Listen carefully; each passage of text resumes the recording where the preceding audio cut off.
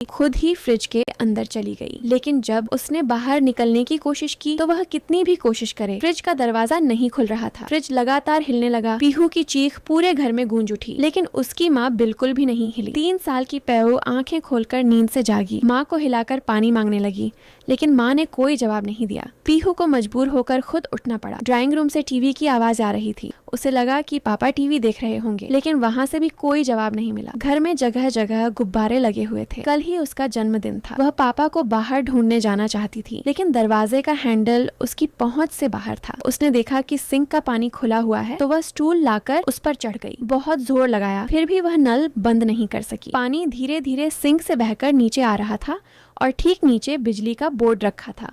अगर पानी बोर्ड तक पहुंच जाता तो नतीजा बेहद खतरनाक हो सकता था। पीहू चाहती थी कि माँ उसके साथ टीवी देखे, लेकिन माँ ने कोई प्रतिक्रिया नहीं दी। उसने माँ का पसंदीदा चैनल लगा दिया, आवाज भी तेज कर दी, फिर भी माँ नहीं हिली। पीहू डरने लगी और जोर जोर से रोने लगी। उसने माँ को जोर से हिलाया। माँ के हाथ से दवाइयों की शीशी गिर गई। सफेद गोलियां जमीन पर बिखर गईं। पीहू ने रोना बंद किया और उन गोलियों से खेलने लगी। उसने एक गोली उठाकर माँ से पूछा। तभी एक तरफ फोन बज उठा। पीहू अलमारी पर चढ़कर फोन उठा लाई, लेकिन नीचे उतरते समय फोन हाथ से छूट गया और अलमारी के नीचे खिसक गया। वह कितनी भी कोशिश करे, फोन नहीं निकाल पाई। फोन के उस पार पापा राजेश की आवाज आ रही थी। बातों से पता चला कि कल रात राजेश और उसकी पत्नी सविता में जबरदस्त झगड़ा हुआ था। राजेश गुस्से में घर छोड़कर दूसरे शहर की फ्लाइट पकड़ चुके थे, लेकिन राजेश को ये नहीं पता था कि सविता ने नींद की गोलियां खाकर जान दे दी है।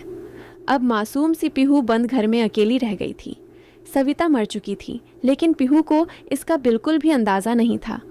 उसने माँ के चेहरे पर नीले निशान देखे। स्पष्ट था कि मरने से पहले माँ पर घरेलू हिंसा हुई थी। पीहू क्रीम लेकर आई, धीरे धीरे माँ के चेहरे पर लगाई ताकि माँ का जख्म छिप जाए। उसे जली हुई गंध आई। असल में स्त्री ने पैंट को जला दिया था। उसने पैंट नीचे खींच ली। पैंट से धुआं उठ रहा था। स्त्री देखकर उसे जिज्ञासा हुई। वह उसके चारों ओर घूमने लगी। गर्म स्त्री को उसने हाथ से छू लिया, जल गई और जोर से रोने लगी। वह माँ के शरीर पर रोते हुए सिर रखकर लेट गई। उसे प्यास लगी। वह दूध लेना चाहती थी। माँ को हिलाया, लेकिन माँ उठी ही नहीं। पीहू खुद दूध लेने गई। हाथ से दूध की बोतल छूट गई। दूध फर्श पर फैल गया। उसने तौलिया लाकर साफ किया। फिर उसने बिस्कुट उठाया, लेकिन वह भी गिर गया। पीहू ने बिस्कुट ओवन में रखा, लेकिन मशीन चलाना नहीं जानती थी। बटन दबा दिए। जब ओवन खोला तो बिस्कुट जल चुका था। उसने दूसरा बिस्कुट उठाया, गैस के ऊपर रखकर सेंकने लगी। थोड़ी देर में बिस्कुट में आग लग गई। वह बुझाना चाहती थी, लेकिन तरीका नहीं जानती थी। पास जाकर मुंह से फूंक मारी, लेकिन गर्मी से उसका चेहरा जल गया। वह फिर से फ्रिज के पास गई। बड़ी मुश्किल से उसे खोला, अंदर से केक निकाला और खाने लगी। खाने के बाद उसे फिर से फ्रिज में दिलचस्पी हुई। उसने सारी चीजें निकाल दी और खुद अंदर बैठ गई।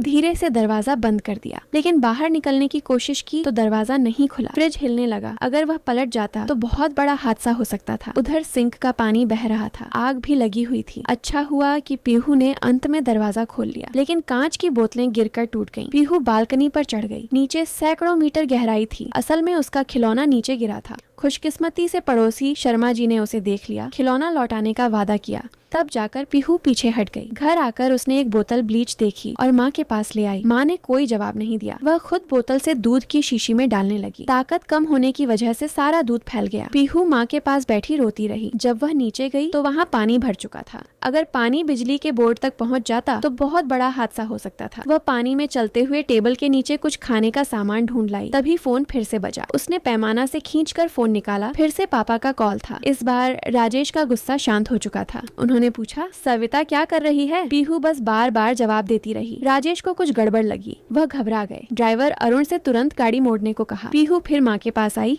उसने माँ को खाना खिलाना चाहा, लेकिन मुंह में नहीं जा पाया। तभी जमीन पर पड़ी गोलियां उसका ध्यान खींच लेती हैं। उसने एक गोली मुंह में डाल ली। कुछ ही देर में उसे नींद आने लगी। वह खिलौना पकड़े हुए सो गई। घर में हर तरफ खतरा ही खतरा था। स्त्री गर्म हो रही थी। नल का पानी बह रहा था। नीचे बिजली का बोर्ड था। गैस जल रही थी। गर्म पानी की मशीन भी फट गई थी। किसी भी वक्त बड़ा हादसा हो सकता था। आखिरकार राजेश घर लौट आए। घर नर्क में बदल चुका था। दीवारों पर जलने के निशान थे। घर धुएं से भर गया था।